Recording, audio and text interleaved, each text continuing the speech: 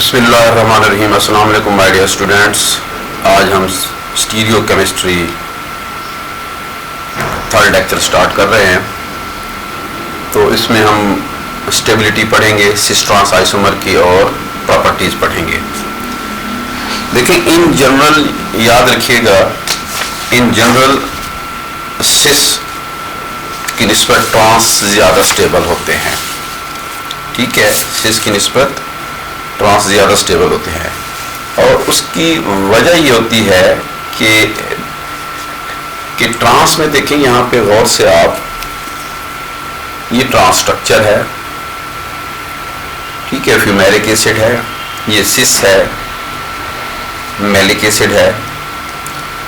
सिस में देखें दो जो बड़े ग्रुप हैं दोनों सेम साइड पे हैं, तो यहाँ इनके दिन रिपल्जन्स होगी, स्टीरिक हिंड्रेंस है, बल्कि ग्रुप्स हैं, वैन डर वाल्स रिपल्जन्स होगी, इनके इलेक्ट्रॉन्स जो हैं यहाँ पे जो इलेक्ट्रॉन्स है क्लाउड होगा इनका, यहाँ पे ये रिपल्जन करेगा।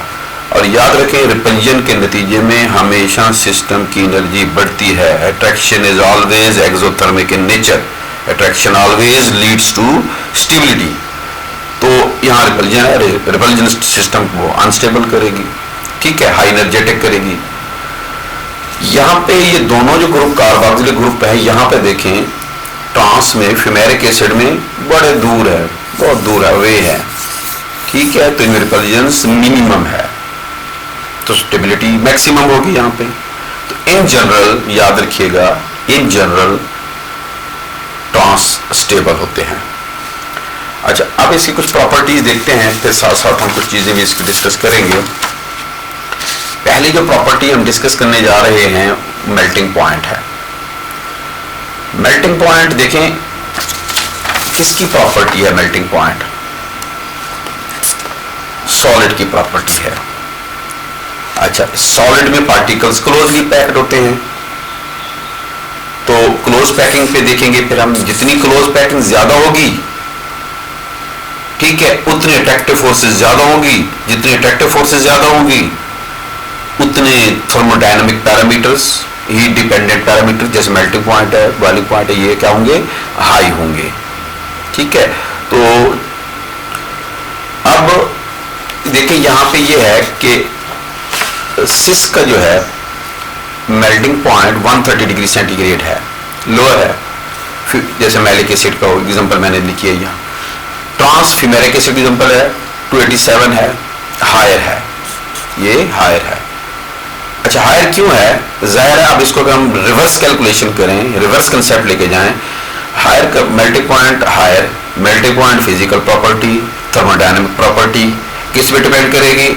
इंटर पार्टिकल फोर्सेस पे, ठीक है।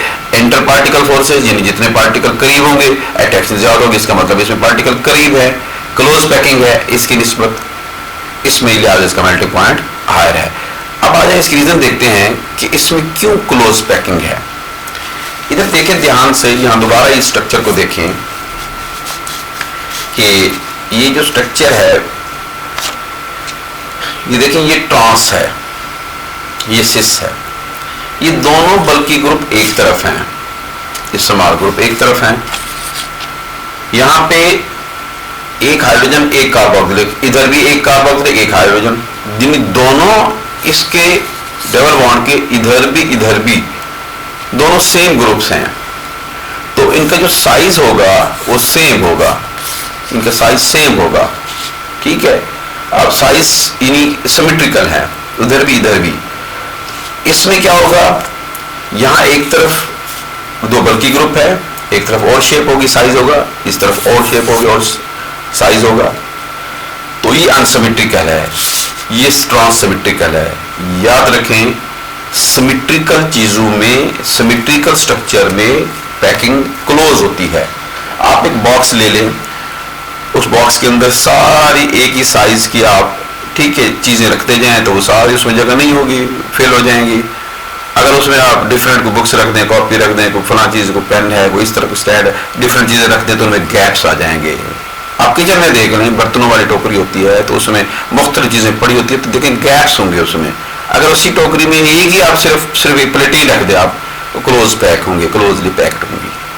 ठीक है, तो पैकिंग क्लोज होगी। सिमेट्रिकल स्ट्रक्चर में पैकिंग क्लोज होती है, ट्रांस सिमेट्रिकल होते हैं इस वजह से। अच्छा जी, अब आ जाए बॉइलिंग पॉइंट। अच्छा देखिए, बहुत सी प्रॉपर्टीज जो अब आ रही है आगे, ये ज्यादातर याद रखें ये पोलैरिटी डिपेंडेंट है। क्या डिपेंडेंट है? ये पोलैरिटी डिपेंडेंट है।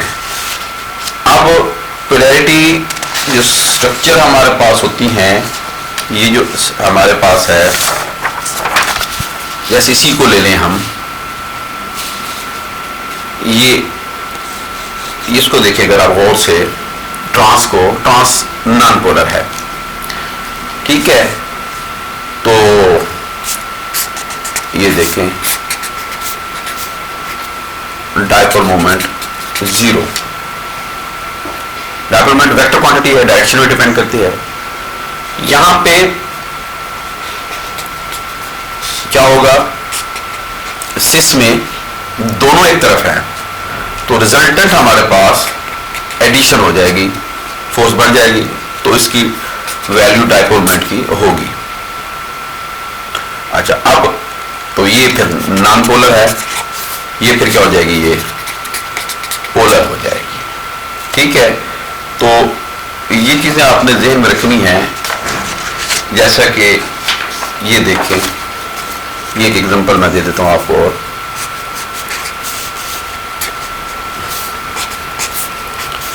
Cl Cl H और H, ठीक है, ये आपके पास ट्रांस है, ये आपके पास क्या है, सिस है। अब इसमें ये इसको कैंसिल आउट कर देंगे, डायपोल मोमेंट 0, नॉन पोलर। यहां पे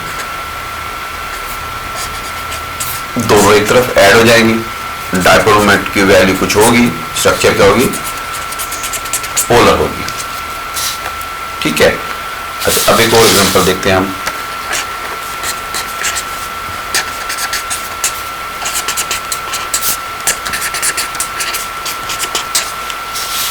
टू ब्यूटीन है,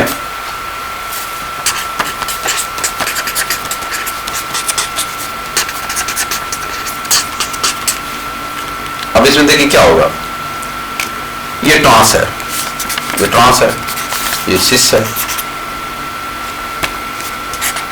इसमें अगेन ये अपोजिट है, कैंसल आउट, डायपोल मोमेंट इसमें 0, नॉन पोलर।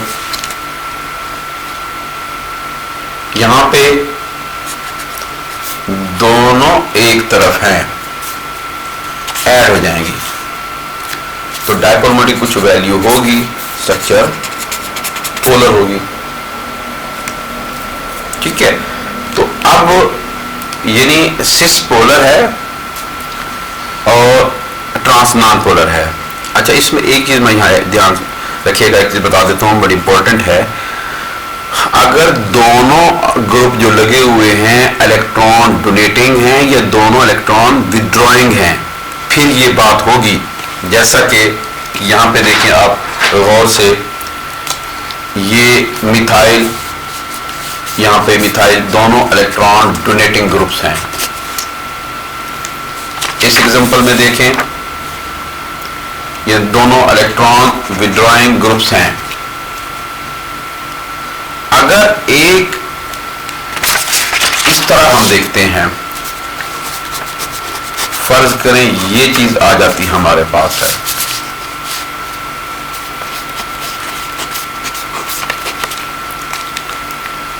कि एक इलेक्ट्रॉन डोनेटिंग ग्रुप है और एक इलेक्ट्रॉन विड्रॉइंग ग्रुप है।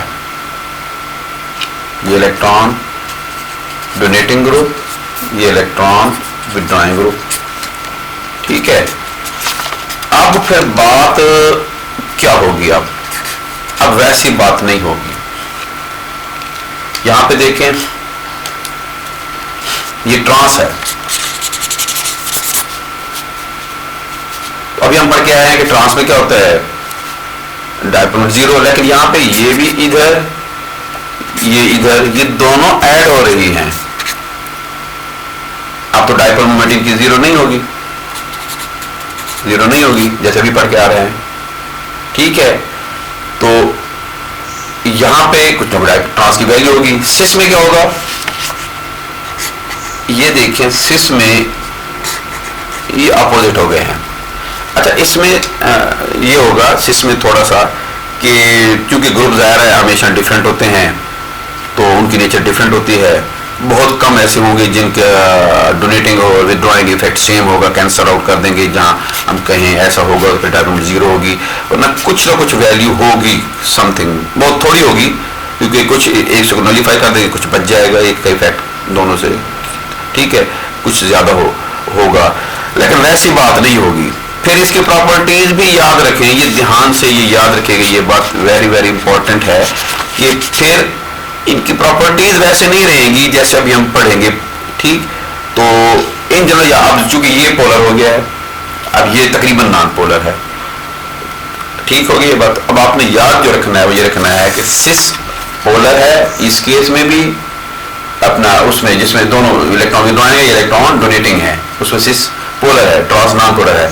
जिसमें एक विड्रॉइंग है और एक डोनेटिंग है उसमें क्या हो गया, ट्रांस अब उसमें पोलर हो गया है और सिस तकरीबन नॉन पोलर हो गया है।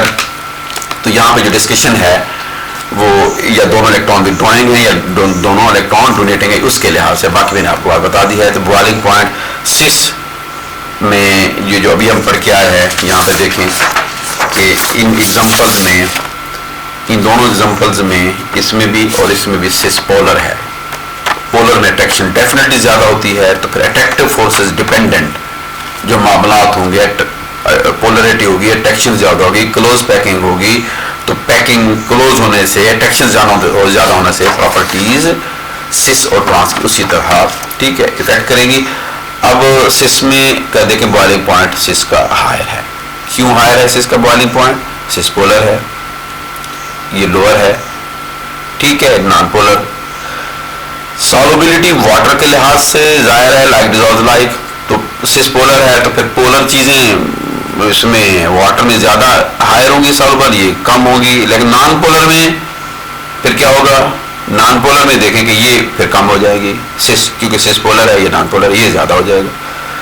इसी तरह डाइपोल मोमेंट को देखें आप, तो डाइपोल मोमेंट अभी पढ़ा हमने कि सिस में होगी और ट्रांस में जीरो होगी, अगर अपोजिट हो जाएगा मैंने आपको समझा दिया है। रिफ्रैक्टिव इंडेक्स किस पे डिपेंड करता है, देखें रिफ्रैक्टिव इंडेक्स क्या होता है कि जब लाइट एक मीडियम से दूसरे मीडियम में एंटर होती है तो अपना पाथ क्या करती है, चेंज करती है। तो किस, आप ये देखें कि लाइट जब एंटर होगी, फर्ज करिए एग्जांपल ले लेते हैं हम, ये सिस है, ये ट्रांस है, यहां पे देखिए बैंड ज्यादा हो गई, यहां बैंड कम है। चूंकि सिस पोलर है, अट्रैक्शन ज्यादा है, मॉलिक्यूल्स करीब होंगे तो थिकनेस ज्यादा होगी। ये एयर है, लाइटर मीडियम है, ये डेंसर है, तो जितना डेंसर ज्यादा होगा उतनी क्या होगी, इसमें रिफ्रैक्शन ज्यादा होगी। ये चूंकि ट्रांस में कम होती है अट्रैक्शन, लिहाजा उसमें बैंड भी कम होगा, डेंसिटी भी उसकी, ठीक है, उसमें अपना डेंस कम होगी, थिकनेस कम होगी, तो बैंड भी कम होगा। तो फिर किसकी ज्यादा होगी, रिफ्रैक्टिव इंडेक्स सिस की पोलैरिटी की वजह से। अब आ जाए इसमें कंबस्चन है, एंथैल्पी ऑफ कंबस्चन सॉलिड्स के लिहाज से यहाँ पे बताया गया है। ये मैंने एग्जांपल फ्यूमेरिक और मैलिक एसिड की दी हुई हैं, जो ग्रीन में वैल्यूज लिखी हुई हैं, ये फ्यूमेरिक और मैलिक के लिहाज से हैं। अच्छा, अब कंबस्चन में देखें होता क्या है, जब किसी चीज को आप जलाते हैं तो ऑर्गेनिक कंपाउंड है, ऑर्गेनिक कंपाउंड में कार्बन है, हाइड्रोजन है, तो ये CO2 में और ये H2O में कन्वर्ट हो जाएंगे, ठीक, प्रोडक्ट क्या होंगे, सेम होंगी, चाहे वो सिस है या ट्रांस है, सिस है या ट्रांस है, प्रोडक्ट तो सेम बनेगी। तो अब लेकिन वैल्यू डिफरेंट है। अब वैल्यू डिफरेंट ये देखें कि फर्ज करें ये मेरे को दी हुई है -1356 किलो जूल पर मोल है सिस में, और -1334 है ट्रांस में। तो वैल्यू ज्यादा जो इवॉल्व, हीट ज्यादा इवॉल्व हो रही है वो किस में हो रही है? सिस में। अच्छा देखिए, किसी भी केमिकल, ये जो है कंबस्शन केमिकल रिएक्शन है। केमिकल रिएक्शन में बॉन्ड ब्रेकिंग भी है, बॉन्ड फॉर्मेशन भी है। बॉन्ड ब्रेकिंग एंडोथर्मिक है, बॉन्ड फॉर्मेशन एक्सोथर्मिक है। ओवरऑल रिएक्शन की वैल्यू क्या होगी? प्लस होगी, माइनस होगी, एक्सो एंडो, या दोनों एक्सो या दोनों एंडो, या कम ज़ाहिर में कम वैल्यू ज्यादा होगी। वो किस पे डिपेंड करता है? वो इन्हीं पे डिपेंड करता है, बॉन्ड ब्रेकिंग और बॉन्ड फॉर्मेशन पे। अब सिस को कंबस्शन करें या ट्रांस की है तो दोनों एक्सोथर्मिक रिएक्शंस। एक्सोथर्मिक का मतलब ये है कि बॉन्ड फॉर्मेशन में, ठीक है, एनर्जी जो है वो, अब इसमें बॉन्ड CO2 और H2 है। से फॉर एग्जांपल हमारे पास, मैं कहता हूं -10 है इन बोथ केसेस। चले, क्योंकि प्रोडक्ट सेम है, हम कहते हैं जी -10 है दोनों में। अब अगर हम यहां पे +8 है, यहां +6 है, तोड़ने में ये बॉन्ड ब्रेकिंग, ये बॉन्ड फॉर्मेशन दोनों में है, दोनों के लिहाज से है, देख रहे हैं हम। तो अब ऐसा है कि इसका आंसर आएगा -2, ये -4 है, दोनों माइनस, जैसे ये दोनों माइनस हैं, दोनों ये भी माइनस हैं। लेकिन गौर से देखें कि यहां पे तोड़ने में कहां ज्यादा देना पड़ी है? यहां पे कम देना पड़ी है, ठीक है। यहां पे तोड़ने में क्यों ज्यादा देनी पड़ी होगी? क्यों ज्यादा देनी पड़ी होगी तोड़ने में? क्योंकि ये स्टेबल हो। अब ध्यान से सुनिएगा, ठीक है। यहां पे देखें कि ये ज्यादा है, ठीक है, -4 ज्यादा है। अब इस -4 को मैं रिलेट करता हूं इसके साथ, ये ज्यादा है। ये क्या है? ये सिस है। हम पढ़ के आए कि सिस जनरली लेस स्टेबल होते हैं, ट्रांस मोर स्टेबल होते हैं।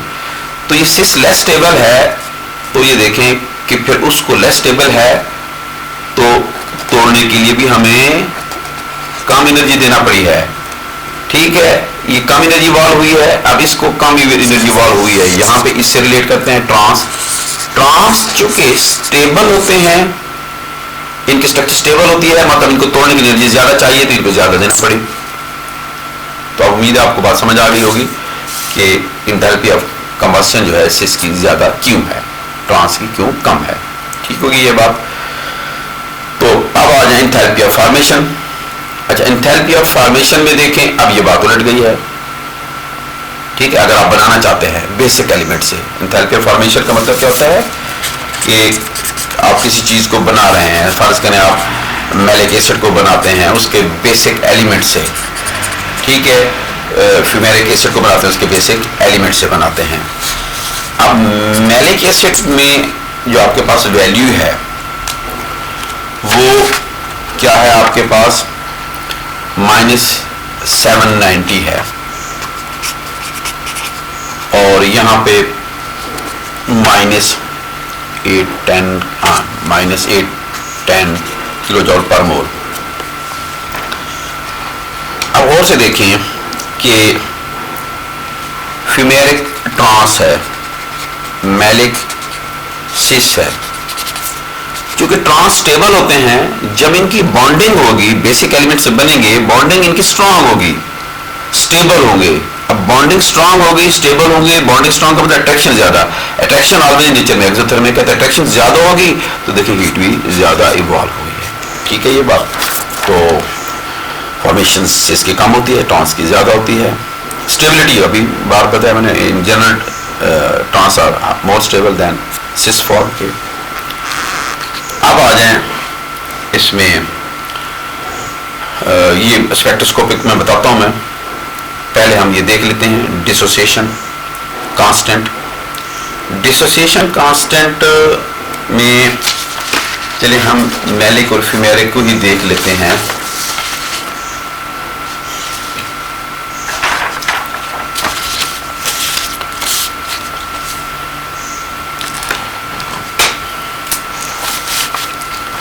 अच्छा, K1 का मतलब होता है कि ये डिसोसिएशन कांस्टेंट है, ठीक है। तो अब HD के लिहाज से देख लेते हैं, एक पैरामीटर देख लेते हैं, ठीक है। ये समझ आ जाए तो इसको रिवर्स कर दे आप, बेसिसिटी आपको समझ आ जाएगी। एसिडिटी Ka के डायरेक्टली प्रोपोर्शनल है। जितनी K की वैल्यू ज्यादा होगी एसिडिटी उतनी ज्यादा होगी। जाहिर है जितना कोई H आयन ज्यादा देगा मीडियम में, जितना ज्यादा, जैसे HCl है या एसिटिक एसिड है, ऑर्गेनिक एसिड है, वीक एसिड है, 100% एसिड नहीं होती, 100% एसिड हो जाएगा, ठीक है। डिसोसिएशन कांस्टेंट पे ज्यादा है।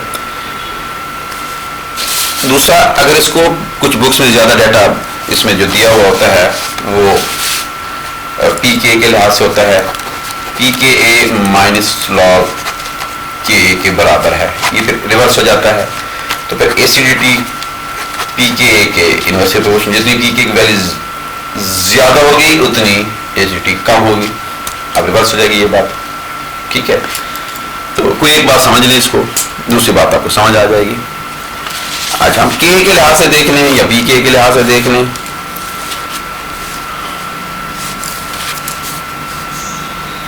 ये चलिए ये एग्जांपल ले लेते हैं हम, इसमें दो एसिडिटीज हैं, तो दोनों बातें इसमें क्लियर हो जाएंगी। ये मैलिक एसिड है, सिस है, इसका फर्स्ट pK की वैल्यू ज्यादा होती है, या यूं भी कह सकते हैं pK की वैल्यू कम है। उसकी वजह क्या है कि एक H आयंस लूज करने के बाद इसका जो एनाइन है, याद रखें, स्टेबल हो जाएगा। एनाइन जिसका जितना ज्यादा स्टेबल होगा, ये बात याद रखिएगा, उतनी एसिडिटी ज्यादा होती है। तो ये एनाइन स्टेबल है, इसका इंट्रामॉलिक्यूलर हाइड्रोजन बॉन्डिंग के जरिए से स्टेबलाइज हो गया ये नेगेटिव चार्जेस के साथ। तो K की वैल्यू हायर होगी, फर्स्ट चले कह देते हैं फर्स्ट K की, या फर्स्ट pK की वैल्यू क्या होगी, लोअर होगी, यूँ कह सकते हैं। एसिडिटी मतलब एसिडिटी ज्यादा होगी। यही चीज अगर हम कंपेयर करें, इसमें देखें कि ये हमारे पास ट्रांसफ्यूमेरिक एसिड है। जब ये H आयन लूज करता है तो अब इसको स्टेबल करने के लिए ये नहीं हो रहा है, यहाँ स्टेबलाइज इंटरमॉलिक्यूलर हाइड्रोजन बॉन्डिंग नहीं है, लेस स्टेबल है। तो इसकी जाहिर है जो कोई चीज अपने आप को कायनात में लेस स्टेबल नहीं देखना चाहती, ऐसा हो तो फिर उधर मुश्किल से हो जाती है, तो इसका मतलब ये आसानी से नहीं देगा। तो Ka की वैल्यू इसकी क्या होगी, फर्स्ट Ka के लिहाज चलिए देख लेते हैं हम, लोअर होगी, या यूं कह सकते हैं फर्स्ट pK के लिहाज से देख ले, उलट कर दें, हायर होगी। लेकिन याद रखें सेकंड जो जाहिर इसके पास दो H आयंस हैं, दो कार्बोक्सिल ग्रुप है इनके पास, दो H आयंस हैं। अब सेकंड के लिहाज से देखें तो सेकंड इसकी कम हो जाएगी, K की वैल्यू इसकी बढ़ जाएगी। उसकी क्यों इसकी कम हो जाएगी कि यहां हाइड्रोजन ट्रैप हो गया दो एलिमेंट के दरमियान, स्ट्रॉन्ग बॉन्डिंग में आ गया, मजबूती से थामा दो ऑक्सीजन ने, यहां पे एक ऑक्सीजन के साथ है, ठीक है। तो इसलिए इसको तो इस तरह है। इसी तरह ऑप्टिकल एक्टिविटी ट्रांस एक्टिव होते हैं, ठीक है, सिस इनएक्टिव होते हैं। इसमें इनकी प्लेन ऑफ सिमेट्री की वजह से मामलात होते हैं, उस वजह से होते हैं।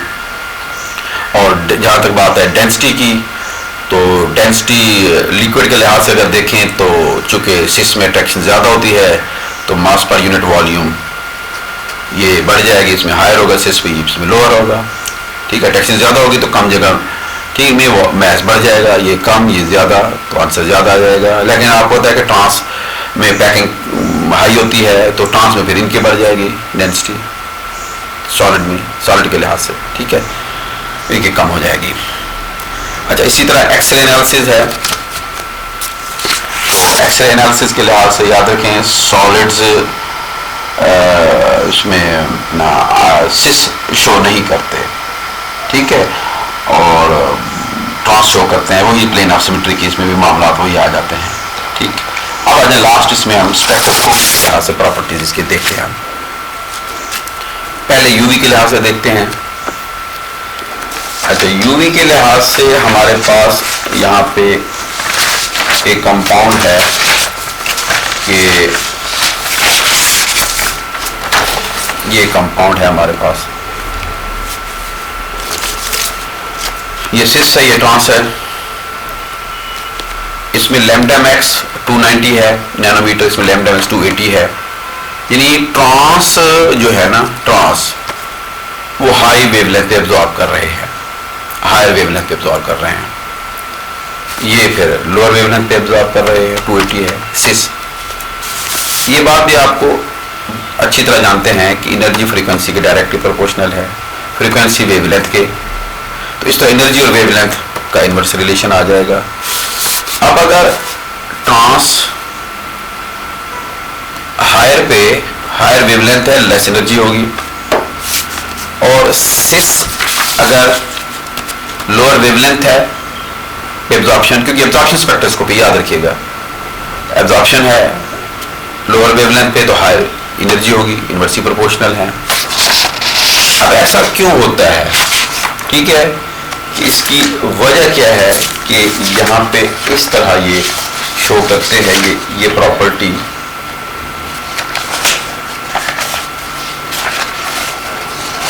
तो इसमें देखें कि एक जो चीज आपने इसको ध्यान से समझना है वो ये है इसमें पॉइंट कि, चलिए मैं आपको इस तरह समझा देता हूं, मैं यहीं पे ये एनर्जी डायग्राम है। अब ट्रांस आपको तो स्टेबल होते हैं, यहाँ ट्रांस ये सिस है, इलेक्ट्रॉन जाहिर है कि इसमें एब्जॉर्प्शन होती है, पाई बॉन्ड वगैरह, कंजक्टिव, ये फिनाइल ग्रुप है, यहाँ पे ये फिनाइल ग्रुप है, कंजक्टिव, इसमें कॉन्जुगेशन है। तो अब ये ग्राउंड स्टेट है, एक्साइटेड स्टेट में ये लेवल यहां पे होता है ट्रांस का, और सिस का यहां पे होता है। अब गौर से देखें कि जो ट्रांसफॉर्म है, याद रखें ट्रांस एक्साइटेड स्टेट में ट्रांस स्टेबल हो जाती है एक्साइटेड स्टेट में। तो अब ये गैप देखें और ये गैप देखें, सिस ट्रांस टू ट्रांस, और ये यहाँ सिस टू सिस, ये देखिए गैप ज्यादा है डेल्टा ई, यहाँ इलेक्ट्रॉन्स, ठीक है, यहां से यहां जाएंगे, इलेक्ट्रॉन यहां से यहां जाएंगे, तो ट्रांस टू ट्रांस एनर्जी कम लग रही है, एनर्जी कम है, लेस एनर्जी, हायर वेवलेंथ पे एब्जॉर्प्शन होगी, फिर वेवलेंथ इसकी हायर होगी। तो cis to cis, cis to cis energy ज्यादा है तो वेवलेंथ हायर, एनर्जी ज्यादा है तो वेवलेंथ लोअर है, ये इस वजह से होता है, ठीक है। तो रीजन क्या है, क्यों ट्रांस हायर वेवलेंथ पे एब्जॉर्ब करते हैं, क्योंकि ट्रांसफॉर्म की एक्साइटेड स्टेट लेस एनर्जेटिक होती है, स्टेबल होती है, ठीक है ये बात। तो इस तरह ये तो हो गया यूवी के लिहाज से। अब आ जाए इसमें, यूवी के लिहाज से हो गई ये बात, आईआर के लिहाज से। अच्छा, आईआर में एक चीज जो है ये ध्यान में रखिएगा कि तो आपको यहाँ पे मैंने ये बनाया हुआ था, यहाँ पे ये देखें, ये डिटेल है यहाँ पे, ये उसी तरह ये यूवी है 290 सिस 280 पे है, ये बनाया हुआ है इसी तरह, ठीक, इलेक्ट्रॉन जो है ना सिस टू सिस, ये ट्रांस टू ट्रांस शॉर्ट है, तो ये बात इसी तरह होगी। आईआर में ये होता है कि ये फर्ज करें हमारे पास ये सिस है ये ट्रांस है। इसमें जो ऑन दी प्लेन है, इसमें आपको पता है, आप जानते हैं अच्छी तरह कि इसमें आउट ऑफ प्लेन भी होती हैं और ऑन दी प्लेन भी हैं, इसमें स्ट्रेचिंग भी है, इसमें बेंडिंग भी है। तो हम स्ट्रेचिंग के लिहाज से इसमें है, याद रखें IR डाइपोल डिपेंडेंट है। अगर किसी की कोई पोलर है, कोई डाइपोल डिपेंडेंट है और एब्जॉर्प्शन के बाद डाइपोल मोमेंट चेंज आती है तो वह IR एक्टिव होते हैं, वरना इनएक्टिव होते हैं। ये चीज़ें वहाँ आपने स्पेक्ट्रोस्कोपी में पढ़ी हुई होंगी, ठीक है। तो अब इसमें देखिए कि चूंकि सिस पोलर है तो लिहाजा स्ट्रेचिंग के लिहाज से कार्बन कार्बन जो स्ट्रेचिंग है ये 1590 भी शो करता है, लेकिन ये स्ट्रेचिंग में चूंकि डायमंड 0 है तो इसीलिए स्ट्रेचिंग इसकी नहीं होती, इसमें 0 इसका स्पेक्ट्रा नहीं मतलब स्पेक्ट्रा इसका नहीं होता। लेकिन बात इनका जो स्पेक्ट्रा है दोनों बेंडिंग जो है ना, ठीक है, जो आउट ऑफ प्लेन होती हैं वो वहाँ शो करते हैं, दोनों शो करते हैं। वो डिटेल आप स्पेक्ट्रोस्कोप पढ़ेंगे तो स्ट्रेचिंग के लिहाज से ये सिस शो करते हैं, ट्रांस शो नहीं करते। ये डाइपोल मोमेंट की रीजन की वजह से ये पोलर, ये नॉन पोलर, ये ठीक है एक्टिव होते हैं, ये इनएक्टिव होते हैं। अब लास्ट NMR का पॉइंट आ गया इसमें। तो NMR में क्या होता है कि NMR में जो ट्रांस आइसोमर है शो स्ट्रॉन्ग कपलिंग शो करते हैं। आई बात समझ में? तो सिस देखें, सिनामिक एसिड की एग्जांपल है यहाँ पे। तो ये जो हाइड्रोजन टू हाइड्रोजन J जिसको कपलिंग कांस्टेंट कहते हैं, ये 12 हर्ट्ज है और ट्रांस में ये 16 हर्ट्ज है। तो ये ट्रांस में कपलिंग क्या होती है, स्ट्रॉन्ग होती है। तो इससे ये आइडेंटिफाई हम कर सकते हैं। तो यहाँ तक तो थी ये बात इनकी स्टेबिलिटी की और इनकी प्रॉपर्टीज की। तो इसको अच्छी तरह आप तैयार करें, इंशाल्लाह नेक्स्ट जो इसकी सीरीज का लेक्चर है उसमें हम मिलते हैं। अस्सलाम वालेकुम।